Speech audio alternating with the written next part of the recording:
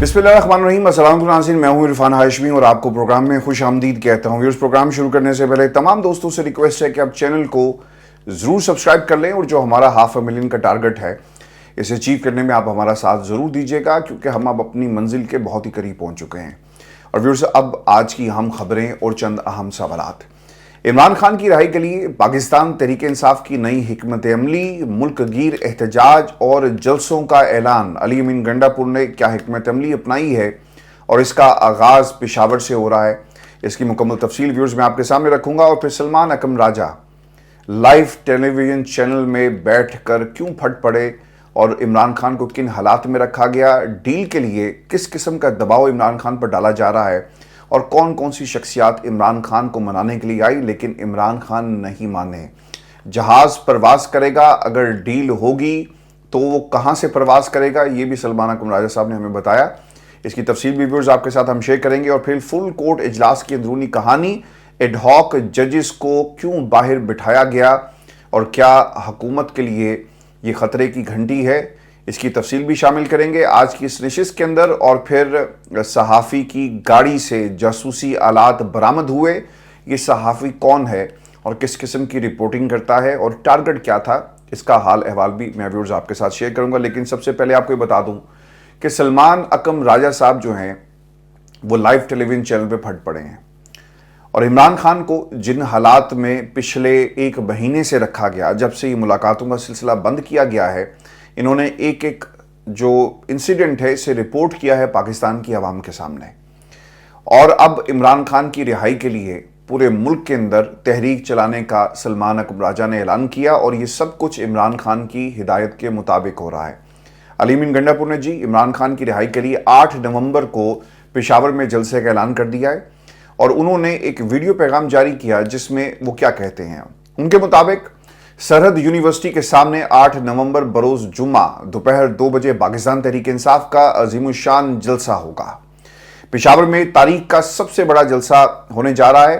खैबर पख्तूनख्वा के कारकुनों ने बहुत ज़्यादा कुर्बानियाँ दी और ये जलसा एक तरह से तजदीद का सिलसिला होगा जो इमरान खान से मोहब्बत और पाकिस्तान तहरीक इंसाफ की जो कुर्बानियाँ हैं इसे रिवाइव किया जा सके। व्यूअर्स, जो कुछ इस्लामाबाद में हुआ, अली अमीन गंडापुर का जो एपिसोड है, कहीं ना कहीं पाकिस्तान तहरीक इंसाफ का वर्कर जो था वो मायूस था।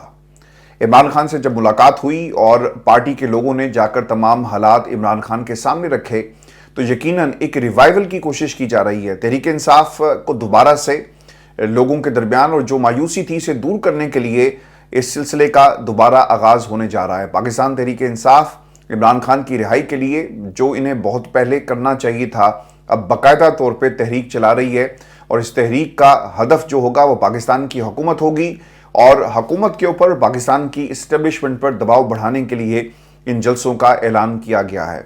अली अमीन गंडापुर ये भी कहते हैं कि इमरान खान की रिहाई की तहरीक अब रुकेगी नहीं, मुश्किलात के बावजूद हम मुकाबला करेंगे। और फिर उन्होंने ये भी कहा कि इमरान खान से मुतल्लिक इसके बाद अगर हमें कोई शिकायत मिली तो आपके साथ भी वही कुछ होगा जिसके आप मुस्तहिक हैं, क्योंकि आप चाहते हैं कि हम पुरअमन ना रहें। जिन लोगों ने गद्दारी की है उनकी पार्टी में कोई जगह नहीं है। व्यूअर्स, इस हवाले से सलमान अकम राजा पाकिस्तान के टेलीविजन चैनल के ऊपर आए और उन्होंने कुछ बातें कही हैं लोटों के हवाले से, इमरान खान की जो हालत है जेल के अंदर और फिर उनके ऊपर किस किस्म का प्रेशर है।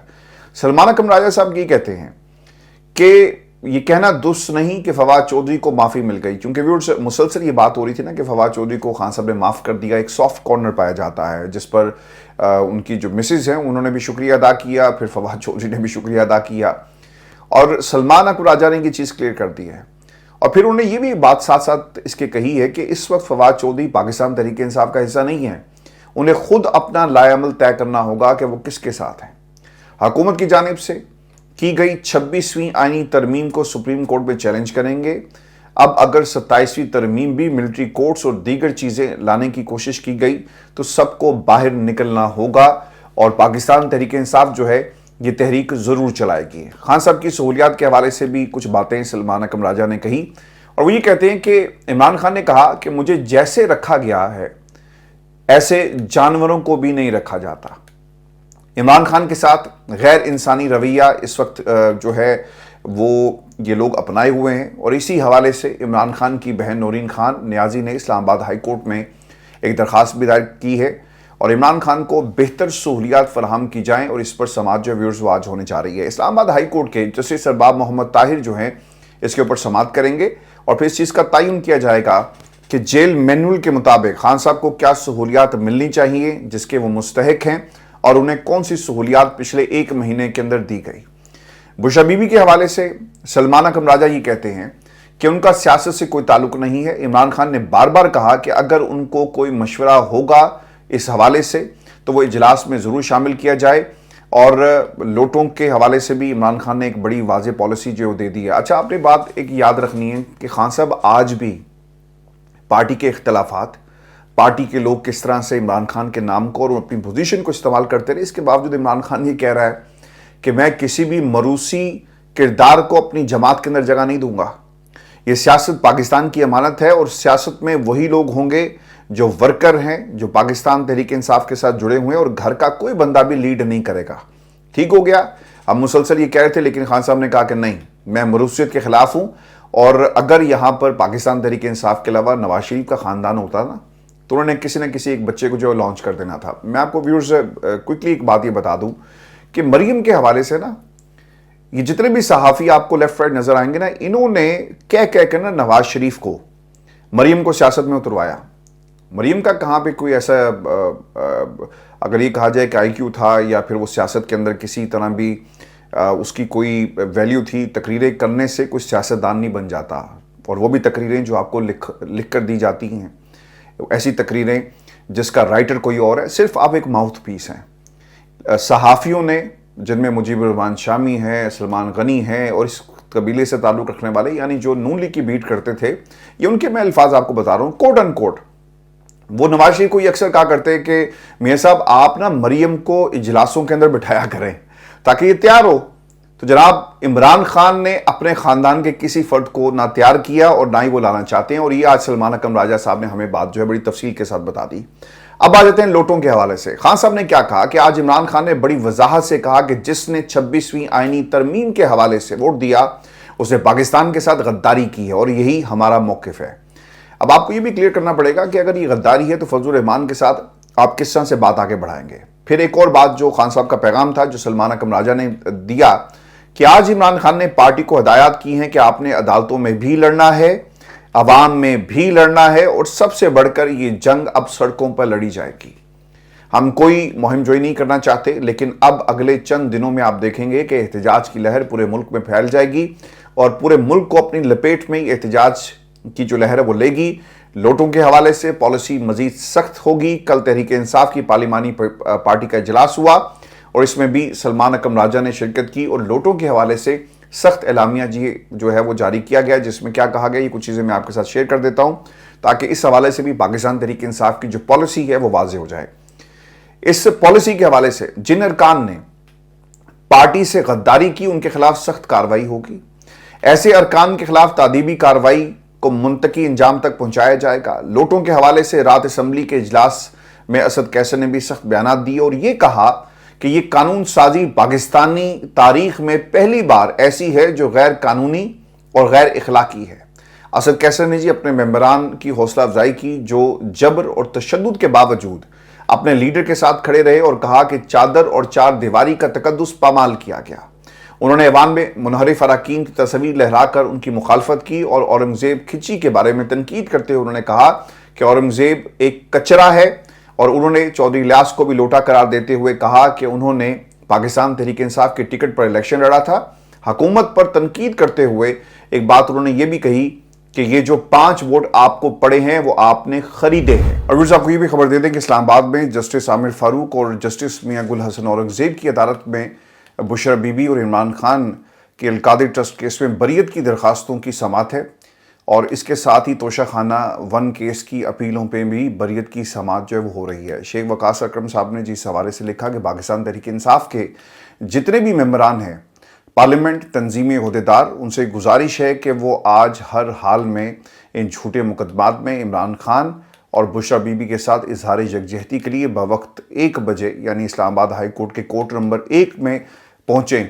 अच्छा, इससे पहले ना मैं आपको یہ جو اسٹریٹجی تھی پاکستان مسلم لیگ نون کی رہی کہ جب بھی نواز شریف صاحب پیش ہوتے تھے نا تو ورکرز کو بلایا جاتا تھا، چونکہ اس وقت پاکستان کی اسٹیبلشمنٹ ان کے ساتھ ہو گئی تھی، اور مریم کی خاص طور پہ سماعتوں پہ تو ہم نے مسلسل یہ دیکھا کہ مریم ادھر عامر فاروق کی عدالت میں گفتگو کرتی اور باہر آ کر جنرل فیض حمید کے خلاف تنقید شروع ہو جاتی، اور یہ سلسلہ پاکستان کی اسٹیبلشمنٹ کی طرف سے فیسیلیٹیٹ کیا جا رہا تھا، اور ورکرز کی ایک بڑی تعداد پہنچتی تھی اظہار یکجہتی کرنے کے لیے، اور لوگوں کی ڈیوٹیز لگائی گئی۔ تو پاکستان تحریک انصاف کو نا یہ بہت پہلے کرنا چاہیے تھا۔ خان صاحب جب بھی اس سے پہلے عدالتوں میں پیش ہوئے تو لوگوں کا ایک جم غفیر تھا، لوگ اپنی مدد آپ کے تحت، کسی نے بلایا نہیں تھا۔ پتہ چلتا کہ عمران خان جو ہے وہ آج ہائی کورٹ لاہور میں پیش ہو رہا ہے، تو ہم نے دیکھا کہ مال روڈ جہاں جہاں سے خان صاحب گزر رہے ہیں ان کا قافلہ گزرا ہے، لوگوں نے پھول نچھاور کیے، عمران خان کے ساتھ اظہار یکجہتی کرنے کے لیے ہائی کورٹ کے دروازے جو ہیں وہ پھلانگ کر اندر داخل ہوئے، دروازے جو ہیں وہ کھولے گئے عمران خان کے ساتھ اظہار یکجہتی کے لیے۔ پھر اس کے ساتھ ساتھ ہم نے یہ بھی دیکھا کہ جب آپ کو جوڈیشل کمپلیکس اسلام آباد میں آپ لے کر آتے ہیں عمران خان کو، تب بھی لوگوں کا یہی حالات رہے۔ تو اب عمران خان کے ساتھ اظہار یکجہتی کرنے کے لیے عدالتوں کے اندر بھی لوگ جائیں گے۔ تحریک انصاف کو بہت پہلے یہ کرنا چاہیے تھا۔ پاکستان تحریک انصاف، ایک بات آپ یاد رکھیے گا کہ یہ حکومت میں آنے کے لیے تو سب کچھ نہیں کر رہی نا۔ عمران خان کا جو مینڈیٹ چوری کیا اس کی بحالی کے لیے سب کچھ ہو رہا ہے، عمران خان کے اوپر جو جھوٹے مقدمات ہیں اس کے لیے سب کچھ ہو رہا ہے۔ ایک چھوٹی سی کنٹروورسی پیدا ہوئی کہ پارٹی کو لیڈ کون کرے گا۔ آج بھی کہتے ہیں جی 4-5 دھڑے ہیں۔ خان صاحب نے ایک جو جملہ تھا وہ سلمان اکرم راجہ کے ذریعے باہر کہا کہ جناب سارے جو ہیں وہ کوشش کریں، احتجاج کریں، عوام کے درمیان جائیں، جلسے کریں، جلوس کریں، ساری پاکستان تحریک انصاف اس طرف لگ گئی ہے۔ تو یہ جماعت عمران خان کی ہے۔ عمران خان جس طرح سے جو ٹیمپریچر ہے ملکی سیاست کا وہ جو سیٹ کریں گے یہ وہی کچھ ہوگا، اور یہ کسی مائی کے لال میں اس کو ڈسٹرب کرنے کی کوئی نہ اہمیت ہے، نہ اس کے اندر سکت ہے، اور نہ کوئی کر سکتا ہے۔ پاکستان تحریک انصاف کے اندر جتنے بھی مہرے ہیں وہ استعمال ہوتے ہیں اور وہ کوشش بھی کرتے ہیں، لیکن آج بھی عمران خان سیٹ کر رہا ہے پاکستان تحریک انصاف کے سیاست کے اندر کس طرح سے ان کے جو عزائم ہیں، کس طرح سے جو ٹارگٹ ہیں، یہ عمران خان سیٹ کر رہا ہے۔ اور توشہ خانہ 1 کیس، اس کیس میں اسلام آباد ہائی کورٹ نے عمران خان اور بشرا بی بی کی سزا معطل کر دی تھی، لیکن سزا کالعدم نہیں ہوئی تھی۔ تو اب یہ کیس جو ہے اس کی سماعت ہونے جا رہی ہے۔ میں آپ کو نا اب ایک اور خبر بھی دے دیتا ہوں، اور آئینی بینچز کے حوالے سے یہ بہت ہی امپورٹنٹ ہے۔ خان صاحب نے تو کہہ دیا کہ جس نے 26ویں ترمیم کے اندر ووٹ دیا اس نے ملک کے ساتھ غداری کی ہے۔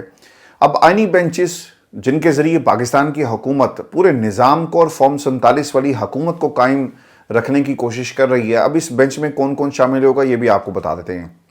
پاکستان تحریک انصاف نے اہم فیصلے کر لیے ہیں جی۔ اسپیکر قومی اسمبلی ایاز صادق صاحب نے جوڈیشل کمیشن کی تشکیل کے لیے حکومت اور اپوزیشن سے نام طلب کر لیے ہیں۔ اسپیکر قومی اسمبلی کی جانب سے حکومت اور اپوزیشن سے 2 ارکان کے نام جو ہیں وہ طلب کیے گئے ہیں۔ پاکستان تحریک انصاف نے کمیٹی اجلاس میں یہ فیصلہ کیا کہ وہ جوڈیشل کمیشن کے لیے نام ضرور دیں گے اور اس میں شرکت بھی کریں گے۔ جوڈیشل کمیشن کی جو کمپوزیشن ہے گزشتہ دنوں وزارت قانون اور انصاف کی جانب سے جو وضاحت میں کہا گیا وہ کیا تھی کہ آرٹیکل 175A شق 2 کے تحت جوڈیشل کمیشن آف پاکستان 13 ممبران پر مشتمل ہے۔ جوڈیشل کمیشن اپنے پہلے اجلاس میں آرٹیکل 191A کے تحت آئینی بینچز تشکیل دے گا۔ نامزد ججز میں سے سینئر ترین جج آئینی بینچز کا سب سے جو سینئر جج ہوگا اسے لگایا جائے گا، اور ارکان جوڈیشل کمیشن اس کی کمپوزیشن بھی میں آپ کے سامنے 1 بائی 1 رکھ دیتا ہوں۔ چیف جسٹس ہیں جی، پھر اس کے بعد 4 سینئر ججز جس میں نام بھی میں آپ کو بتاتا ہوں، جسٹس منیب ہوں گے، جسٹس منصور ہوں گے، امین الدین اور جمال بندوخیل ہوں گے۔ ٹھیک ہے، یہ 5 کی کمپوزیشن ہو گئی۔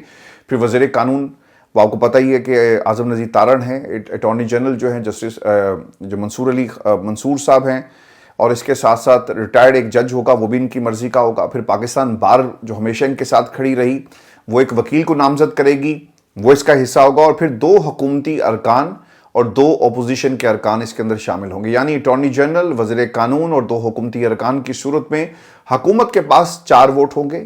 باقی 9 ارکان میں سے آپ کو 3 اپنے ساتھ جو ہیں وہ لوگ شامل کرنے، ریٹائرڈ جج بھی آپ کا ہوگا، اس کے ساتھ ساتھ پاکستان بار کونسل کا بندہ بھی آپ کے ساتھ چلا جائے گا، اور پھر جو دیگر نمبرز ہیں ان میں سے پورا کرنا شاید اتنا مسئلہ نہیں ہوگا، کیونکہ اگر امین الدین جو ہے وہ حکومت کے ساتھ جاتے ہیں یا جمال بندوخیل ان کے ساتھ جاتے ہیں۔ اچھا، یہ بھی نا ایک بڑا ظلم ہے پاکستان کی عدلیہ کے حوالے سے بار بار یہ تو کہا جاتا ہے نا کہ جو جسٹس منصور ہیں ان کے اوپر عدم اعتماد ہے، جسٹس منیب کے اوپر بھی کریڈیبلٹی کا مسئلہ ہے، حکومت کو، ہمیں نہیں ہے، یحییٰ افریدی صاحب کو بھی متنازع نہیں بننا، یہ باتیں ہو رہی ہیں.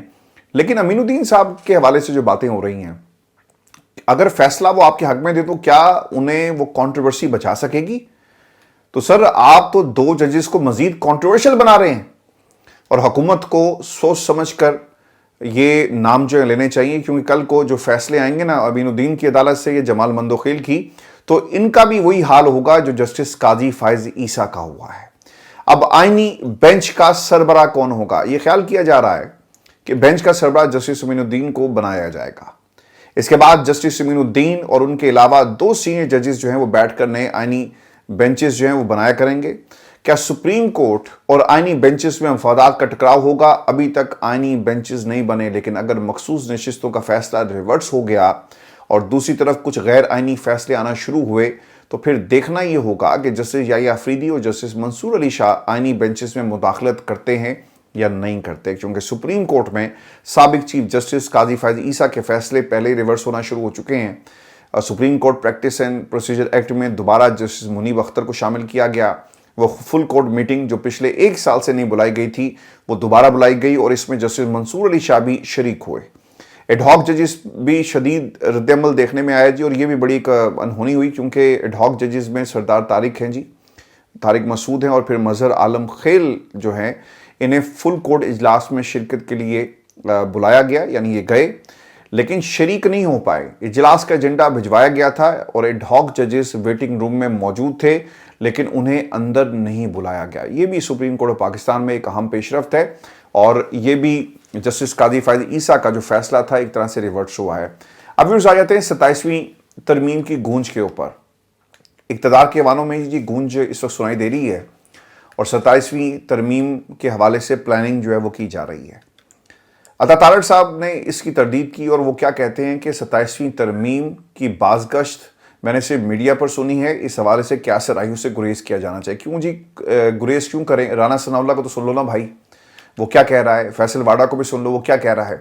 یعنی جب بات آپ تک آئے تو آپ کہیں جی گریز کریں، ادروائز آپ لوگوں کے گھروں کے بیڈ روم تک کی کہانیاں سناتے ہیں، آپ بنی گالا کے اندر گھس کر جو ہے وہ کہانیاں سناتے ہیں. لیکن یہاں پر معاملہ آئین پاکستان کا ہے، ترامیم آپ کر رہے ہیں تو قوم اور پاکستان میں جو صحافی ہیں وہ تو ضرور بات کریں گے. بیرسٹر دانیال چودھری نے جی اس حوالے سے 27ویں ترمیم کے حوالے سے کیا کہا؟ وہ یہ کہتے ہیں جی کہ بہت جلدی آ رہی ہے، اگر کسی کو نہیں پتا تو وہ عطا تارڑ صاحب جنہیں نہیں پتا. فیصل واڈا جی اس حوالے سے ترامیم کے اشارے دے چکے ہیں، لیکن دوسری طرف فیصل واڈا کی بات کو شاید عطا تارڑ صاحب جو ہے وہ نہیں مان رہے. میں بھی صاحب کو آخر میں خبر یہ بھی دے دوں کہ ایک صحافی ہیں جی اعزاز سید صاحب، اور انہوں نے ایک ٹویٹ کیا ہے، اور یہ ٹویٹ بڑا خطرناک ہے. اور اس سے پہلے صحافیوں کی جاسوسی تو ہوتی رہی ہے، لیکن اب تو اس کے ثبوت بھی پکڑے گئے ہیں. اس سے پہلے بنی گالا کے اندر جو ڈیوائسز ہیں وہ برآمد ہوئی، پرائم منسٹر ہاؤس کے اندر پورے کا پورا پرائم منسٹر ہاؤس جو ہے وہ بگ گئے. کوئی نہ کوئی ان کی باتیں بھی ریکارڈ کہیں نہ کہیں کر رہا ہوگا. اور اب اعزاز سید نے ایک ٹویٹ کیا جس میں وہ کہتے ہیں کہ آج وہ اپنی گاڑی کی نمبر پلیٹ کا کچھ کام کروا رہے تھے تو اس میں جاسوسی کے آلات نظر آئے. انہوں نے وہ جو آلات تھے ٹویٹ میں بھی دکھائے، اور ان آلات میں ایک سم اور ایک ڈیوائس بھی دیکھی جا سکتی ہے، اور اس کی مدد سے اعزاز سید کی موومنٹ پر نظر رکھی جا رہی تھی. یہ ڈیوائس ہی ایک مل جاتی ہے برطانیہ کے اندر بھی، اب یہ اویلیبل ہے، اگر آپ امیزون کے اوپر چاہیں تو آپ دیکھ سکتے ہیں اس ڈیوائس کو. وہ ایک ٹریکر ہے جی، سم آٹومیٹکلی وہ ایکٹیویٹ ہو جاتی ہے، ایک سیل اس کے اندر ڈلتا ہے، اور اس کی مدد سے آپ کسی کی موومنٹ کو بھی چیک کر سکتے ہیں، آپ کہاں آ رہے ہیں، آپ کہاں جا رہے ہیں، اور کس سے بات کرتے ہیں، کس کے پاس اٹھتے بیٹھتے ہیں، تو وہ پوری موومنٹ جو ہے وہ چیک کی جاتی ہے. اعزاز سید نے بہت ساری ایسی خبریں اس سے پہلے بھی دی، اور اوبویسلی پاکستان کی جو اسٹیبلشمنٹ اور جو ادارے ہیں ان پر انہوں نے تنقید بھی کی ہے، اور اوبویسلی یہ ان کے اب ریڈار پر ہیں.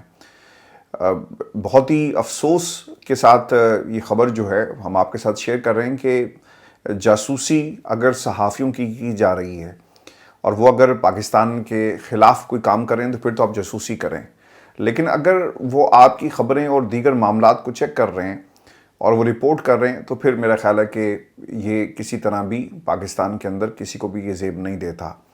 ہمارے ڈاؤن فال کی وجہ ہی یہ ہے کہ جب صحافیوں کی جو موومنٹ تک کو چیک کیا جاتا ہے، فون موبائل فون جو ان کے بگ ہیں، ریکارڈنگز کی جاتی ہیں اور پھر اس کو استعمال کیا جاتا ہے. تو اب شاید پاکستان کے اندر ایجنسیز یہی کام کرنے جوگی رہ گئی ہیں، اس کے علاوہ شاید ان کا کوئی کام نہیں ہے. اس پر ضرور کمنٹس بھیجیے گا. اگلی ویڈیو میں آپ سے جلد ملاقات ہوگی. اجازت دیجیے. اللہ نگہبان.